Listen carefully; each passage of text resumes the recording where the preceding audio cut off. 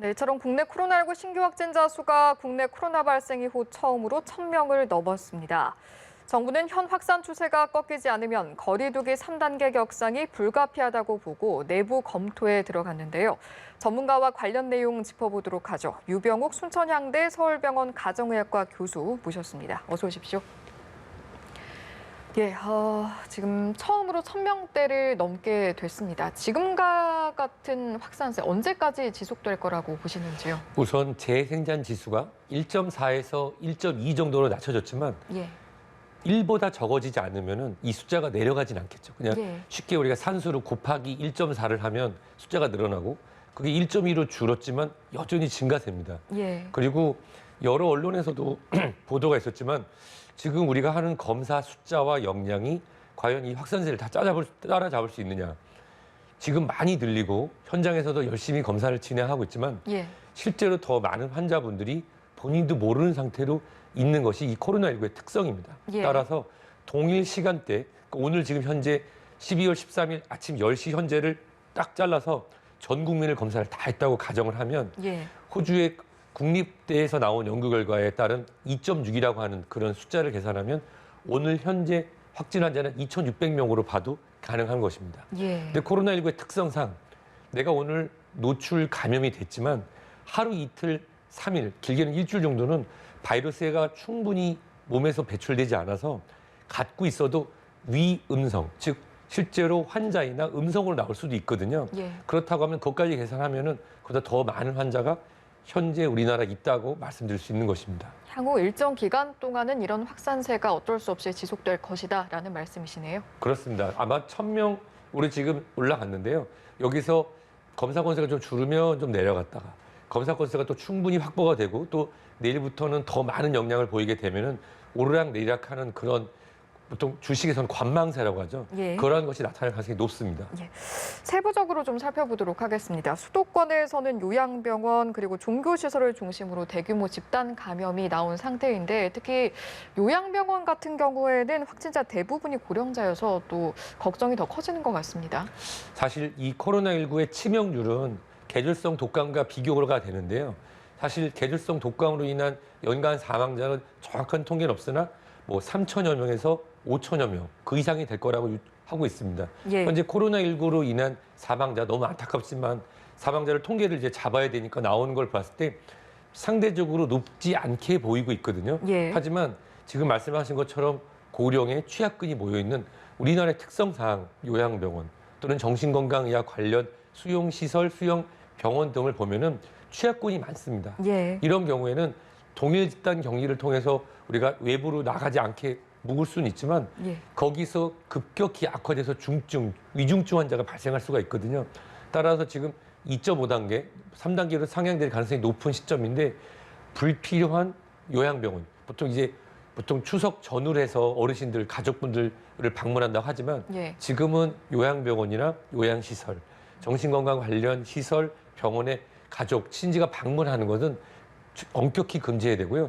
거기를 출입하시는 분들 거기 음식을 갖고 가거나 또는 생활 필수품, 의료기기를 공급하거나 의료품을 하는 이런 관련된 분들도 최소 인원만 방문해서 연결고리를 끊지 않는다고 하면은 예. 우리가 아무리 방역을 잘해도 치명률은 거기서 많이 발생할 수 있기 때문에 아무래도 방문을 자제해야 될 것 같습니다. 예, 종교시설도 짚어봐야겠는데요. 특히 강서구 성서교회 관련 확진자가 90명을 넘어섰다고 해서요. 앞서 정부에서 비대면 예배를 권고를 했는데도 또 현장 예배를 통해서 이런 상황이 벌어졌기 때문에 또 비판 여론이 더욱 커지는 것 같습니다. 사실 이제 종교시설에 관련된 부분이 더 많이 부각된 면이 있죠.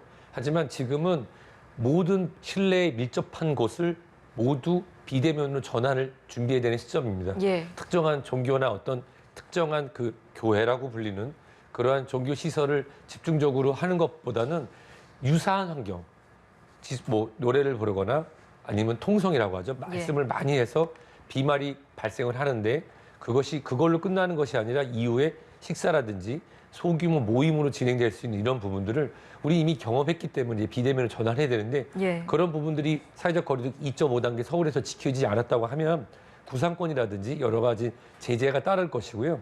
앞으로라도 이제 오늘이 지금 일요일이지 않습니까?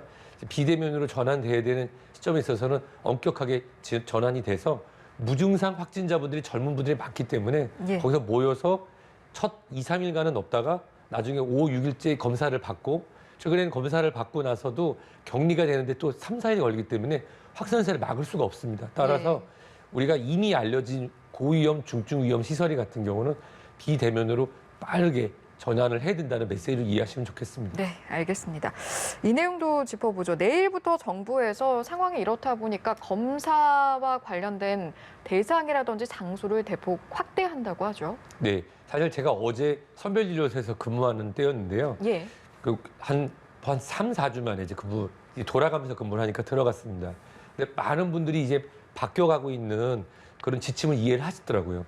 예를 들어서 특정 지역에 동선이 겹쳤다는 문자 메시지를 받았거나 예. 또는 그것을 받은 것이 아니더라도 증상이 없어도 특정한 지역에 같이 있었다라고 하는 것을 말씀을 해주시면 국가에서는 이제 보험급여, 진료비는 따로 발생하지만 검사비는 무료로 진행하는 것을 이미 많이 얘기를 했고 진행하고 있습니다. 예. 내일부터는 그런 것을 떠나서 무기명으로 본인의 연락처만 남기면은 본인이 보통 이게 낙인 찍기라고 하는 걸 굉장히 두려워하시더라고요. 예. 스티그마로 낙인 찍기, 당신은 코로나19 확진자야라고 하는 것에 대해 두려움을 가질 수 있는데 그런 두려움을 내려놓으실 수 있는 방향을 우리가 5월 이후에 서울시에서 놨던 무기명으로 진행했던 걸 이제 다시 준비하는 거거든요. 예. 이렇게 검사량을 늘려서 확진자라고 하는 분들을 우리가 찾아내게 되면 연결고리를 방역에 역학적으로 영향을 발휘할 수가 있습니다. 사실 지금 이미 대기하시는 분들도 있거든요. 예. 그렇다는 얘기는 이 방역의 역량을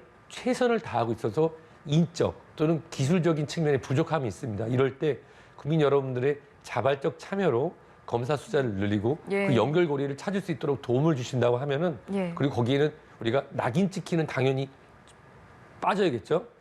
의심과 그다음에 격리가 아닌 격려가 필요한 시기이기 때문에 더 내일부터 늘어나는 이런 검사의 기회를 100분 활용하셔서 우리가 더 많이 검사를 받으셨으면 좋겠습니다. 네, 알겠습니다.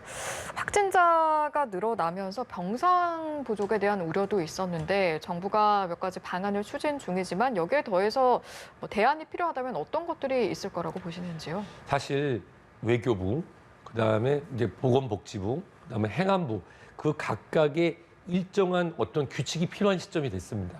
예를 들어서 해외에서 들어오시는 분들은 증상도 없고 초기 검사에서 음성이 나와도 14일간 격리를 해야 되죠. 예. 그런데 그 격리된 시설이라든지 또는 자가 시설에 대한 그런 어떤 최고의 역량을 다하기에는 지금 일단 숫자가 1,000명 이상 나타나면 이 공권력으로 따라갈 수 있는 게 부족함이 있습니다. 근데 일부에서는 이런 얘기가 나와요. 입원을 했는데 검사를 해서 증상이 좀 완화되고 음성이 나오면 7일에서 10일 만에 퇴원이 가능하다.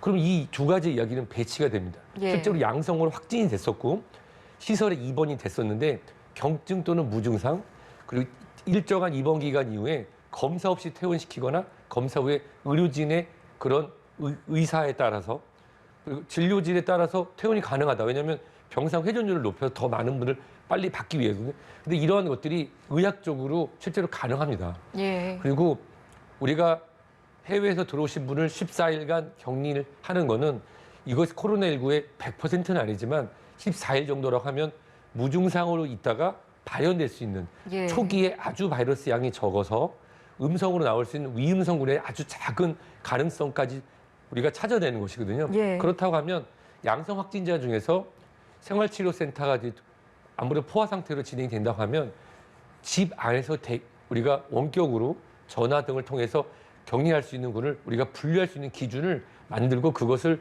국민 여러분들이 이해할 수 있는 소통의 시간을 많이 갖는 게 중요합니다. 왜냐하면 제가 이제 건강한 50대가 다 된 사람으로 양성 판정을 받았다. 근데 병원에 들어갈 기회가 있어서 병원에 들어간다고 하면 전 절대로 안 나갈 겁니다. 왜냐하면 어떤 일이 발생할지 모르죠. 예. 하지만 확률적으로 또 의료진의 그런 분류에 따라서 자택에서 대기가 가능한 것으로 처음부터 가능하다 하면 거기에 따르겠죠. 하지만 일단 입원을 한다고 하면 입원하신 분을 빼내는 것은 쉽지가 않습니다. 따라서 이 병상의 확보와 그리고 중증 환자를 위한 특수 병원을 우리가 군병원이라든지 예. 우리가 시립병원 등의 지금 현재 경증 환자분들을 일반 민간 병원으로 위탁을 하고 빠르게 한 일주일 정도 걸리거든요.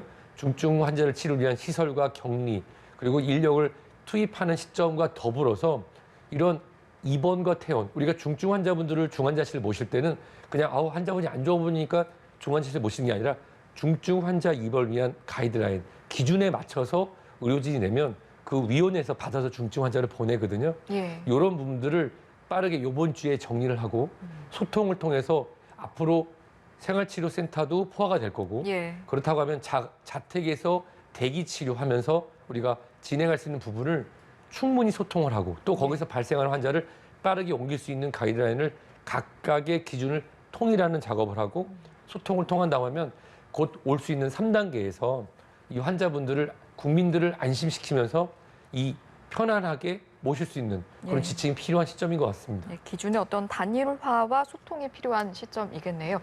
이 질문도 한번 드려보고 싶은데 현 상황에서 거리두기 3단계 상향의 필요성 어떻게 보시는지요? 저는 2주 전에는 제가 판단이 틀렸다고 생각합니다. 2주 전에는 이렇게 판단했어요. 예. 사회적 거리두기 2.5단계가 충분하고 현재 국민의 참여가 충분하다고 판단했는데 국민분의 참여는 충분한 데에 비해서 방역적 측면에서 지금 그 수용할 수 있는 인원이 넘어서고 있습니다. 예. 따라서 이미 소상공인 분들도 이미 매출이 많이 줄었기 때문에 짧은 다시 풀어줄 수 있는 당연히 필요하다고 하는 언론에서 나오는 여론조사가 동시에 바뀌고 있기 때문에 예. 그리고 정부 당국에서는 연말 연시에 이제 우리가 경제 지표를 하는 데 있어서 지금 보니까 NNP가 약 16%까지도 떨어질 수 있겠다. 3단계 시행 이런 언론 보도가 나오고 있는데요. 그런 고민을 차지하고도 현재 수도권이 우리나라 국민의 약 45%, 50%까지 되는데 예. 이미 방역의 여력을 넘어섰다고 판단이 됩니다. 그래서 오늘 이제 회의도 진행되고 내일 모레 진행이 되겠지만 사회적 거리두기 3단계는 이제 고려의 사항이 아니라 사실 계속 저는 반대를 하고 있었는데 예. 어제부터 여러 가지 데이터를 보고 또 오늘 오전에 나오는 데이터를 보고 하는데 사회적 거리두기 3단계의 시행은 여러 가지의 그런 고려사항이 아니라 필수로 진행을 해야 되는 시점이 된 것 같습니다. 이 시점에서는 불가피한 조치로 보인다라는 말씀이시죠? 물론 여러 그 전문가분들의 말씀을 들어야 되고 저는 이제 가정의학과다 보니까 예. 호흡기내과나 중환자의학, 감염내과 전문의분들이 보는 시점하고 좀 다른 예. 사회적 측면이라든지 1차로 측면을 지속적으로 보고 어떻게 보면 제가 가장 늦게까지 사회적 거리두기 3단계를 시행하는 걸 조금 주저하는 예. 의료인 중에 한 명이었는데 어제 실제로 제가 환자분들 모셨고 예. 현장에서도 어제 오후까지 계속 모시면서 받고 오늘 이제 끝나고 이제 병원에 가서 어제 양성 확진된 분들을 이제 신고를 해야 되는 그런 거를 하러 들어가거든요. 예. 볼 때 실질적으로 사회적 거리두기 2.5단계가 국민 여러분들의 많은 그런 충분한 너무너무 감사하는 참여가 있었음에도 이미 코로나19의 특성상 사회 전반에 이미 많이 무증상 확진자가 있기 때문에 예. 3단계로 진행을 해야 현재 치명률을 낮출 수 있는 현재 우리 방역의 역량을 극대화할 수 있는 유일한 선택일 것 같습니다. 예. 이야기가 나온 김에요. 거리두기 3단계가 된다라고 했을 때 어떤 점들이 구체적으로 달라지는지도 한번 짚어주시죠. 우선 지금 식당이나 여러 시점에서는 크게 변하는 것은 없습니다만은 우리가 뭐 학원이라든지 그리고 비대면으로 진행하지 않고 선택이었던 부분들이 이제 비대면으로 다 전환이 돼야 됩니다. 장례식장이라든지 이런 부분들은 진행이 되지만 사실 결혼식장 같은 경우는 아마 진행이 어려울 것 같습니다. 10명 이상 모임은 원칙적으로 금지가 되기 때문에 이거 굉장히 크거든요. 예. 또 식당 같은 경우도 큰 매장의 면적에서는 거의 다 닫을 수밖에 없거나 아니면 이제 배달로 전환될 수밖에 없습니다. 그것이 8제곱센티미터 약 3.2평 정도 되는 면적당 한 분씩만 모실 수 있는 그렇게 되기 때문에 예. 실질적으로는 거의 어렵고요. 이 교통량이나 이런 부분들 많이 더 많이 줄여갈 겁니다. 스포츠 이런 행사 같은 경우도 예전에는 관중을 30% 10% 줄이다가 이제 전면 중단되게 되니까 지금 이제 국민 여러분이 많이 사랑을 주시는 프로 농구나 프로 배구의 진행, 예. 프로 핸드볼 실험 리그 등의 이런 진행들이 원칙적으로 어렵고요.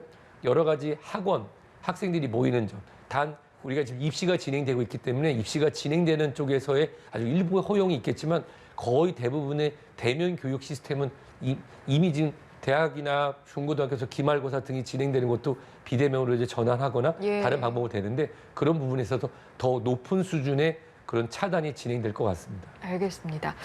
자, 저희가 백신 이야기도 좀 해보도록 하겠습니다. 미국은 이르면 내일부터, 그러니까 현재 시간으로는 14일부터 접종을 시작을 한다고요?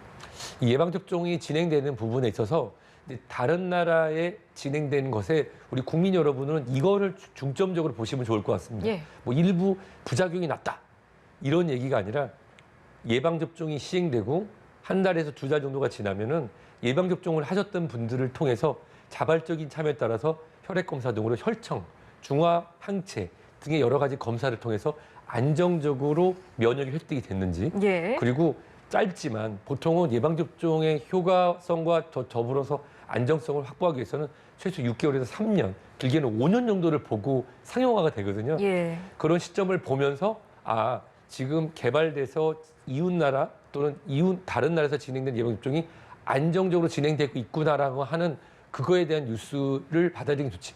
왜 우리나라는 저기는 진행하는데 우리가 안 되고 있느냐. 이런 부분은 좀 다르게 생각하실 필요가 있습니다. 예. 영국 같은 경우는 어떤 영국이라는 나라를 제가 어떤 비하하거나 그런 목적으로 말씀드린 것이 아니라 이 국민 건강을 위한 의료 체계 시스템이 우리나라랑 많이 다릅니다.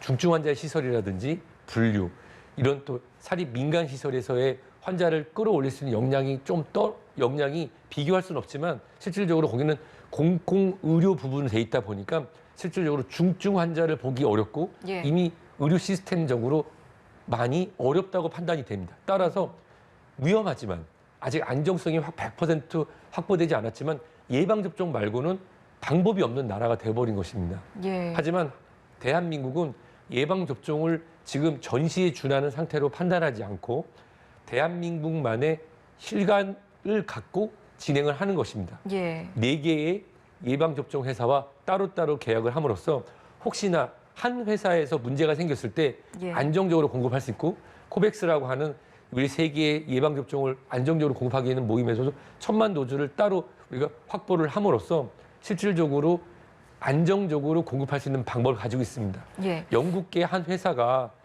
미국 FDA 승인이 늦어져서 우리나라의 예방접종의 그 시간 라인에 늦어지는 게 아니냐 예. 이런 일부의 언론 보도나 걱정이 있는 것이 사실입니다만은 실질적으로 2달 정도 늦어진다고 하면 원래 대한민국 정부에서 시작했던 예방접종의 시간을 맞추는 데는 전혀 문제가 없습니다. 따라서 예. 이런 언론 보도들이 앞으로 어떻게 조정이 돼 나오는지도 국민 여러분 지켜보시면 좋겠습니다. 그럼 아스트라제네카 백신 개발 연구진이 이제 미국의 승인을 늦추면 내년 하반기에나 공급할 수 있겠다, 백신을. 이렇게 입장을 밝힌 것에 대해서도 그렇게 우려할 상황이 아니다라고 보시는 저는 이제 거죠? 2달, 60일이라고 하는 시간을 버는데요. 이게 보통 우리가 예방접종이라고 하는 게 용량이 높을수록 그런 경우에 항체를 우리가 획득해서 질환에 대해서 면역을 갖는 것이 높아지는데 아스트라제네카, 옥스포드 연구 모델 중에 우리가 일반적으로 이해가 안 되는 부분이 있었습니다. 그 용량을 절반, 그다음에 완전 용량.